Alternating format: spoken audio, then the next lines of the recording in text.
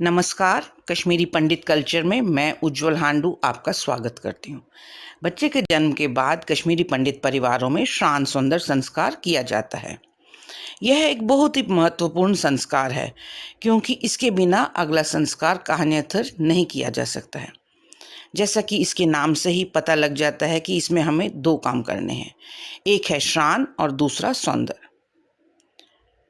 बच्चे को जन्म देने के बाद जब पहली बार माँ और बच्चे दोनों को नहलाया जाता है, यह श्राद्ध कहलाता है। और सौंदर्य एक प्रकार से नामकरण संस्कार है जिसमें बच्चे को नाम देने के अलावा माँ और बच्चे के कमरे को डिसइंफेक्ट किया जाता है, उनकी नज़र उतारी जाती है और सेफ डिलीवरी के लिए ईश्वर को धन्यवाद भी किया जाता है। तो आज के इस वीडियो में मैं आपको जानकारी देना चाहती हूँ श्राद्ध के बारे में, और इसके सेकंड पार्ट में सौंदर्य की बात करेंगे। कश्मीरी पंडित बिरादरी में जन्म के बाद बच्चे और उसकी माँ का पहला स्नान छठे दिन के बाद किया जाता है। माँ और बच्चे की सेहत को देखते हुए यह 7वें, 9वें या 11वें दिन भी कर सकते हैं। कश्मीरी पंडित सोमवार, बुधवार और शुक्रवार को ही किसी शुभ काम के लिए अच्छा मानते हैं, इसीलिए इन्हीं वारों पर पहली बार श्राद्ध करना चाहिए। कश्मीर के पहाड़ों को प्रकृति ने अनेक जड़ी बूटियां दी हैं जिनका हमारे पूर्वजों ने अच्छे से अध्ययन किया और अलग अलग बीमारियों के इलाज के लिए इस्तेमाल भी किया। ऐसी ही कुछ जड़ी बूटियों का प्रयोग डिलीवरी के बाद पहले स्नान में किया जाता है। इन्हें पानी में डालकर काफ़ी उबालते हैं जिनसे पानी में रंग और खुशबू आ जाती है।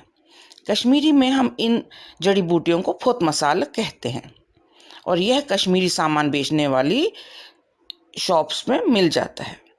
इसके अलावा नहाने के लिए और पानी भी गर्म किया जाता है। इस गर्म पानी में ठंडा पानी नहीं मिलाया जाता है, इसे ठंडा होने के लिए छोड़ दिया जाता है और जब पानी गुनगुना हो जाए तो उस पानी से ही माँ और बच्चे दोनों को नहलाते हैं। नई माँ जब नहाने जाती है तो घर की कोई महिला सदस्य उसको मदद भी करती है। इस पानी से नहाने से डिलीवरी के बाद होने वाली तकलीफ़ें जैसे दर्द, थकान, कमज़ोरी और सूजन आदि दूर हो जाते हैं और शरीर पहले जैसा हो जाता है। माँ और बच्चे दोनों को नए कपड़े पहनाए जाते हैं और उनका बेडशीट भी बदला जाता है। ऐसा माना जाता है कि इस श्राद्ध से माँ और बच्चे के जन्म के दोष दूर हो जाते हैं। इसी तरह का हर्बल बात भारत के अन्य भागों में आज भी प्रचलित है। बदली हुई परिस्थितियों में आजकल कुछ लोग यह फोत मसाला इस्तेमाल नहीं कर रहे हैं, केवल गर्म पानी से ही नहा रहे हैं। कुछ एक तो इसमें ठंडा पानी भी मिला देते हैं जो कि आयुर्वेद की दृष्टि से बिल्कुल मना है। याद रखिए कि हजारों साल पहले जब एलोपैथी कहीं पर भी नहीं था, हमारे पूर्वजों को ह्यूमन एनाटॉमी, फिजियोलॉजी, मेडिसिन और सर्जरी का पूरा ज्ञान था। उन्होंने ही इन जड़ी बूटियों की हीलिंग पावर्स की वजह से इन्हें पहले स्नान के लिए प्रयोग किया। आजकल यूं भी पूरा विश्व आयुर्वेद की ओर जा रहा है, इसलिए यदि आपके घर पर भी किसी बच्चे का जन्म हुआ है तो अपने ट्रेडिशन के अनुसार माँ और बच्चे के स्नान में इन जड़ी बूटियों का प्रयोग ज़रूर करें।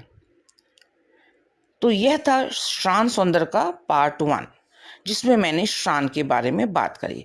अगर आपको यह पसंद आया हो तो लाइक और शेयर करें और मेरे चैनल को प्लीज़ सब्सक्राइब ज़रूर करें। सौंदर्य के बारे में जानकारी लेकर एक नए वीडियो के साथ जल्दी ही मिलती हूँ। तब तक के लिए नमस्कार।